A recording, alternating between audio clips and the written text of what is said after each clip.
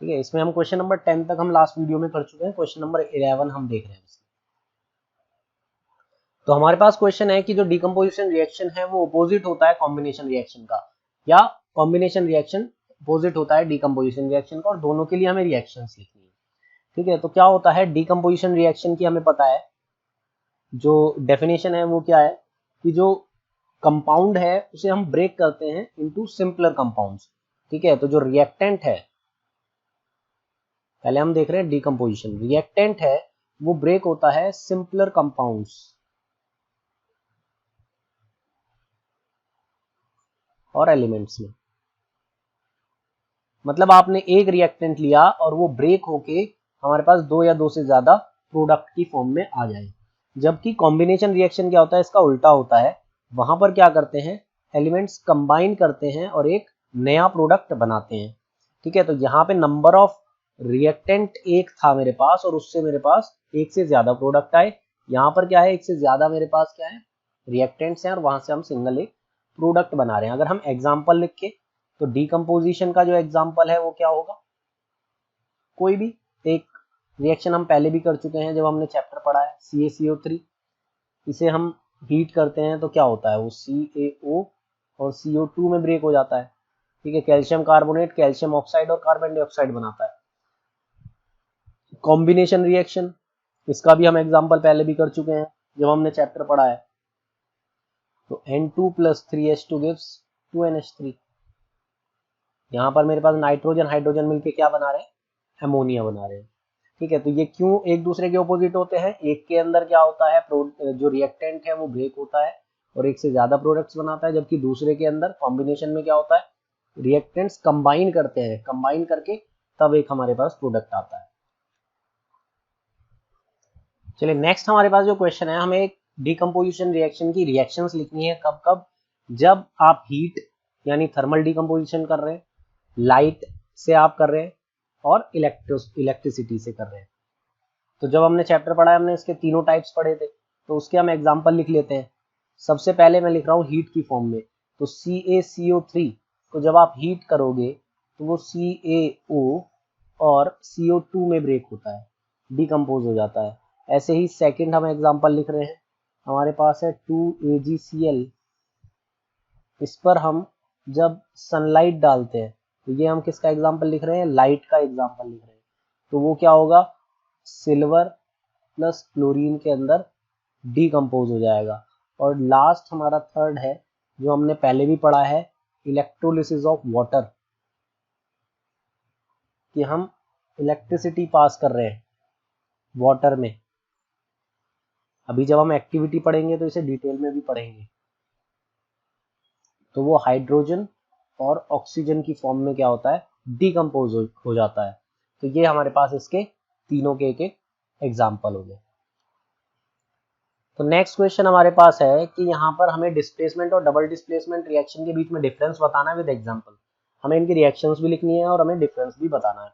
तो हमें सबको पता है, जब हमने चैप्टर पढ़ा है, तो डिस्प्लेसमेंट रिएक्शन कौन सी होती है, कि जो मोर रिएक्टिव जो हमारे पास यहाँ पर मेटल होता है वो डिस्प्लेस कर देता है लेस रिएक्टिव मेटल को, डिस्प्लेस कर देता है। जबकि डबल डिस्प्लेसमेंट में क्या होता है, डबल डिस्प्लेसमेंट में क्या होता है कि जो कंपाउंड्स हैं, ठीक है, जो दो कंपाउंड्स होंगे विल एक्सचेंज देयर आयंस, वो अपने आयंस एक्सचेंज करेंगे, आयंस को क्या कर लेंगे, एक्सचेंज कर लेंगे। इसका हम एग्जांपल लिख लेते हैं। डिस्प्लेसमेंट का एग्जांपल देख लो, हमने पहले भी किया हुआ है,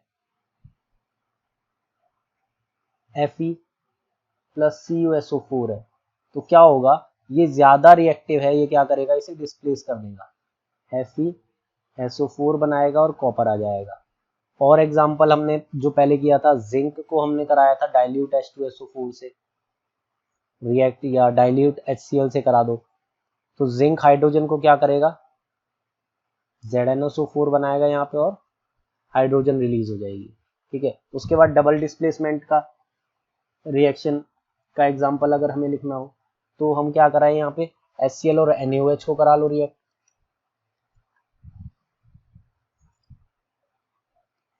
डबल डिस्प्लेसमेंट का एग्जांपल अगर हमें लिखना है तो क्या करें हम, HCl aqueous solution plus NaOH का एक्वस सॉल्यूशन, और यहां से हमें मिलेगा क्या, NaCl आ जाएगा प्लस H2O आ जाएगा। तो यहाँ पर क्या होगा, दोनों ने अपने आयंस एक्सचेंज कर लिए, ये आ गया Cl के साथ, ये चला गया OH के साथ, तो NaCl प्लस H2O बन गया। ये सॉल्ट प्लस वाटर, ये वैसे भी क्या है, एक न्यूट्रलाइजेशन रिएक्शन है। तो यहाँ पे हम कोई भी एग्जांपल लिख सकते हैं ऐसी डबल डिस्प्लेसमेंट रिएक्शन का। तो नेक्स्ट क्वेश्चन हमारे पास है कि जो सिल्वर की हम रिफाइनिंग करते हैं तो हम सिल्वर नाइट्रेट जो सॉल्यूशन है हमारे पास उसे डिस्प्लेस कराया जाता है जिससे कॉपर मेटल से, तो उसकी हमें क्या करनी है, रिएक्शन लिखनी है। ठीक है, तो डिस्प्लेसमेंट रिएक्शन है सीधे सीधे कॉपर और हम करा रहे हैं इसे सिल्वर नाइट्रेट AgNO3 के साथ, तो यहाँ पे क्या बनेगा, ये CuNO3 whole twice plus 2Ag। तो ये हमारे पास क्या हो गई, रिएक्शन हो गई। क्या था हमारे पास, यहाँ पर कॉपर मेटल था, यहाँ पर ये सिल्वर नाइट्रेट, यहाँ पर कॉपर नाइट्रेट बन गया ये, और यहाँ से हमें सिल्वर मिल गया। ठीक है, तो ये रिएक्शन है, यहाँ पर डिस्प्लेसमेंट रिएक्शन है। कॉपर ने क्या करा है, सिल्वर को क्या करा, डिस्प्लेस कर दिया। यहाँ से कॉपर ज्यादा रिएक्टिव है, सिल्वर कम रिएक्टिव है। इसकी मेटल रिएक्टिविटी सीरीज मैंने जब वीडियो बनाई थी जिसमें हम पढ़ रहे थे इस चैप्टर को, जिसमें हमने थ्योरी और इस चैप्टर की समरी देखी थी, तो वहां पे मेटल रिएक्टिविटी सीरीज लिखी थी। नहीं तो आप मेटल रिएक्टिविटी सीरीज याद कर लीजिए और उसमें आप देखेंगे कि जो कॉपर है वो ऊपर होता है और सिल्वर जो है वो नीचे होता है काफी, तो कॉपर डिस्प्लेस कर देगा, तो ज्यादा रिएक्टिव कॉपर है, कॉपर डिस्प्लेस कर देगा सिल्वर को। तो नेक्स्ट हमारे पास है प्रेसिपिटेशन रिएक्शन क्या होती है, उसके एग्जांपल हमें देने हैं। ठीक है, तो प्रेसिपिटेशन रिएक्शन क्या होती है कि जब रिएक्टेंट्स रिएक्ट करते हैं और जो हमें प्रोडक्ट मिलता है वो इनसॉल्यूबल, एक इनसॉल्यूबल हमें क्या मिलता है, कंपाउंड मिलता है। ठीक है, इनसॉल्यूबल कंपाउंड, उसे ही हम क्या बोलते हैं, प्रेसिपिटेट बोलते हैं।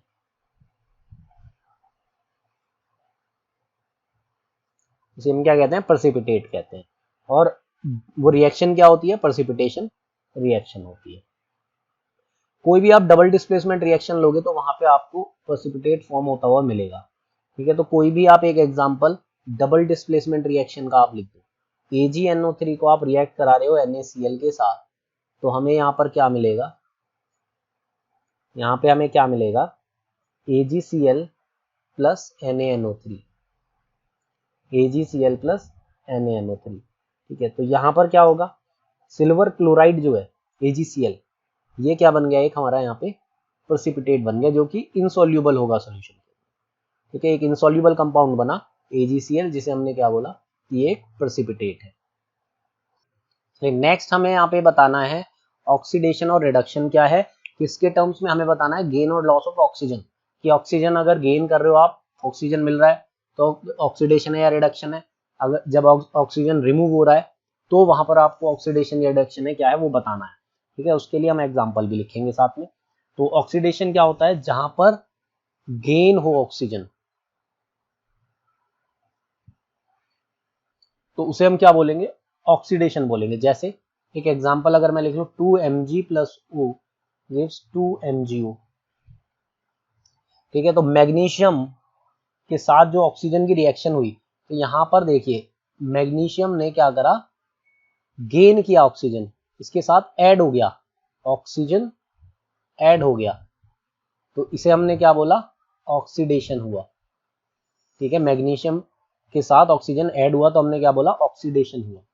ऐसे ही रिडक्शन क्या होता है, removal of oxygen, removal of oxygen, मतलब ऑक्सीजन क्या हो रही है, रिमूव हो रही है, ऑक्सीजन जो है रिमूव हो रही है, तो उसे हमने क्या बोला, रिडक्शन बोला। एग्जांपल देख लो यहाँ पे, जैसे CuO plus H2 gives Cu plus H2O।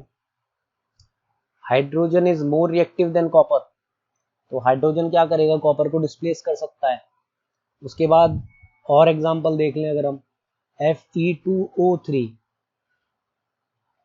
Plus aluminium. Aluminium क्या है, एल्यूमिनियम ज्यादा रिएक्टिव है आयरन से, तो ये क्या करेगा, यहां पर डिस्प्लेस कर देगा किसे, आयरन को। Fe को इसने डिस्प्लेस कर दिया, तो यहाँ पे देखिए कॉपर से ऑक्सीजन रिमूव हो गई, तो हमने क्या कहा, ये रिडक्शन हुआ। कॉपर के साथ जो ऑक्सीजन थी वो रिमूव हो गई। ऐसे ही यहाँ पर जो आयरन के साथ ऑक्सीजन थी वो क्या हो गया, रिमूव हो गया, तो हमने क्या बोला, यहाँ पर रिडक्शन हुआ।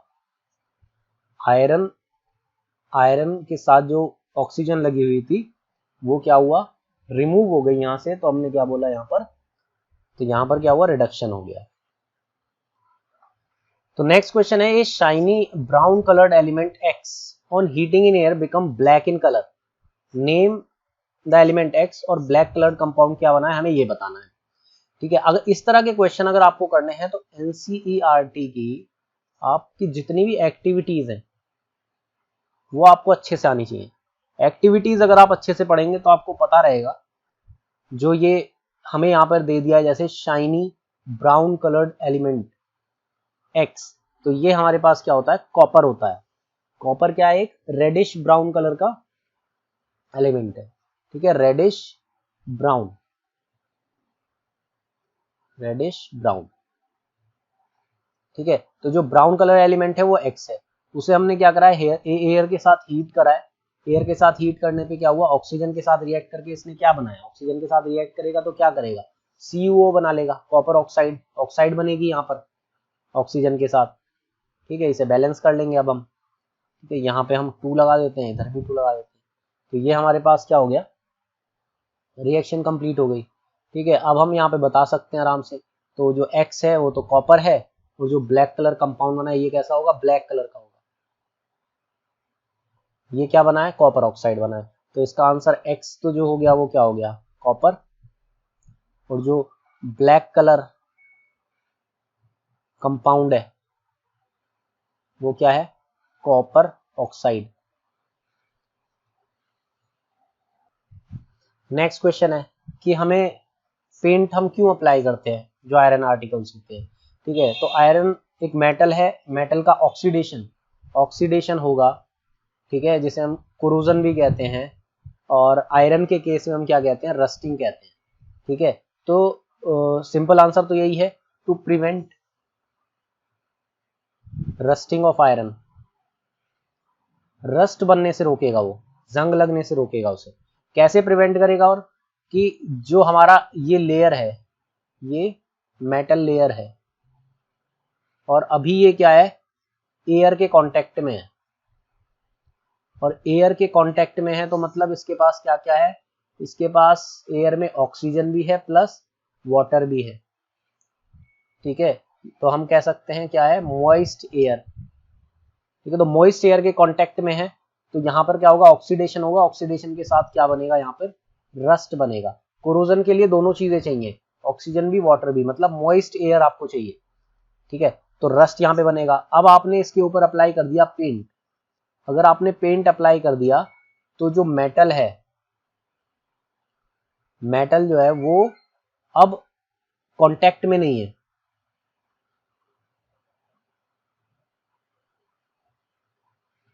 ठीक है, किसकी वजह से, ड्यू टू प्रेजेंस ऑफ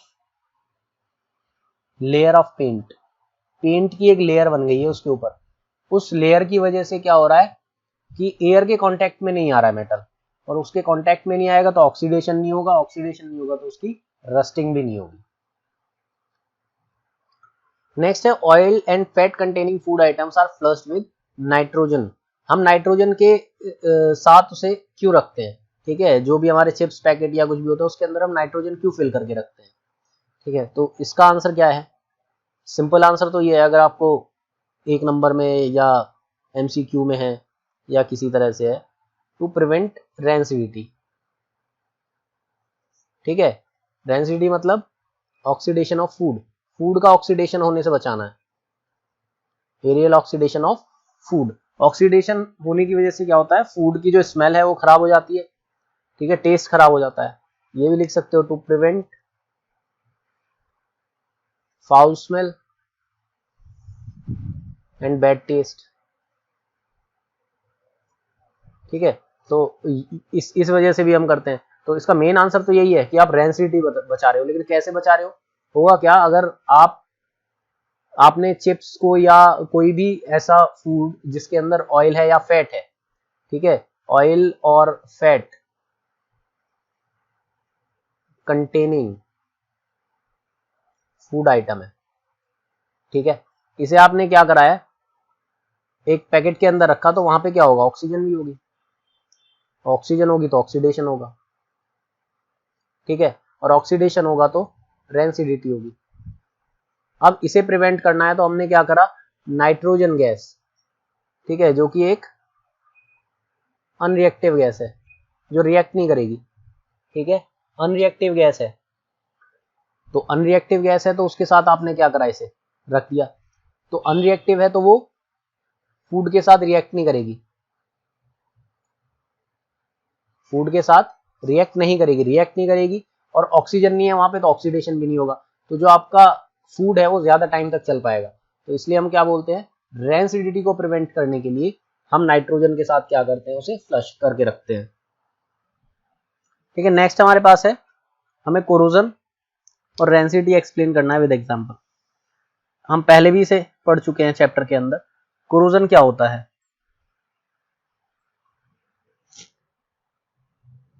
इसमें क्या होता है कि एक प्रोसेस है जिसमें मेटल रिएक्ट करता है, ठीक है ना, a process in which metal reacts with the substance present in atmosphere।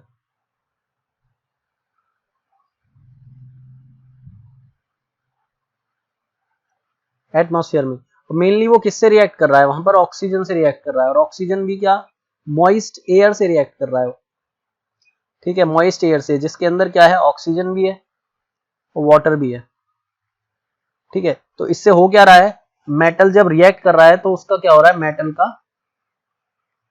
Oxidation हो रहा है, ठीक है, मेटल क्या हो रहा है, ऑक्सीडाइज हो रहा है, ठीक है। तो ऑक्सीडेशन की वजह से slow eating up of metal, ठीक है, धीरे धीरे क्या हो रहा है, मेटल खत्म हो रहा है। जैसे एक एग्जांपल अगर हम लें यहाँ पे, रस्टिंग ऑफ आयरन, क्या हो रहा है, जब मेटल रिएक्ट कर रहा है, आयरन रिएक्ट कर रहा है एटमॉस्फेयर से, तो ऑक्सीजन के साथ मिलके क्या बन रहा है, वहां पे ऑक्साइड बन रही है आयरन की, इसे हम Fe2O3.XH2O लिख देते हैं। X क्या है, यहाँ पर नंबर ऑफ वाटर मॉलिक्यूल्स बता रहा है, ठीक है। तो ये क्या बनाता है, इसे हम क्या बोलते हैं, रस्ट, ठीक है। और ये एक क्या होता है, पाउडर्ड फॉर्म में बनता है। तो जैसे जैसे ये बनता जाएगा, ऊपर से वो पाउडर नीचे गिरता जाता है और मेटल जो है वो खत्म होता चला जाता है। जैसे पाउडर बनेगा, वो क्या होगा, ऊपर से वो पाउडर हट जाएगा, नीचे से नया मेटल आएगा, फिर उसका ऑक्सीडेशन होगा, और ऐसे धीरे धीरे करके हमारा पूरा मेटल क्या होता है, खत्म हो जाता है, ठीक है। तो कोरोजन के लिए याद रखना जो इंपॉर्टेंट है कि यहाँ पर आपको मॉइस्ट एयर चाहिए। तो नेक्स्ट हमारे पास था रेंसिडिटी, ये भी हमने चैप्टर में पढ़ा है, ठीक है, डायरेक्ट थियोरेटिकल है। तो यहाँ पे क्या हो रहा है, फूड आइटम जो होते हैं हमारे पास, फूड आइटम्स का क्या है, एरियल ऑक्सीडेशन, फूड आइटम्स का ऑक्सीडेशन हो रहा है, वो ऑक्सीजन के साथ रिएक्ट कर रहे हैं या एटमॉस्फेरिक एयर के साथ रिएक्ट कर रहे हैं, मॉइस्ट एयर के साथ रिएक्ट कर रहे हैं, और क्या आ रहा है वहां पे, बैड स्मेल एंड टेस्ट। जो फूड है, फूड का स्मेल और टेस्ट खराब हो जाता है ड्यू टू ऑक्सीडेशन, ठीक है, ड्यू टू ऑक्सीडेशन, ठीक है। तो यहाँ पे भी क्या हो रहा है कि जो फूड आइटम्स हैं containing oil and fat, fat और ऑयल है उनके पास, ठीक है, food items containing oil and fat get oxidised, ठीक है। तो क्या हो रहा है कि उनका क्या हो रहा है, ऑक्सीडेशन हो रहा है, ऑक्सीडेशन होने की वजह से क्या हो जाता है, उनका स्मेल और टेस्ट खराब हो जाता है। तो इसे ही हम क्या बोलते हैं, रेंसिडिटी बोलते हैं। ठीक है। और रेंसिडिटी के प्रिवेंशन जो है हमने पढ़े हैं चैप्टर, वीडियो आपको मिल जाएगी उसकी चैनल के ऊपर, ठीक है। तो इसके प्रिवेंशन हमने उसमें पढ़ रखे हैं। अब जो हम आगे क्वेश्चन करेंगे वो करेंगे हम प्रीवियस ईयर क्वेश्चन और कुछ इंपॉर्टेंट क्वेश्चन है इस चैप्टर के जो कई बार पूछे गए हैं या नॉर्मली पूछ लिए जाते हैं, वो वाले क्वेश्चन हम करेंगे एक दूसरी वीडियो के अंदर।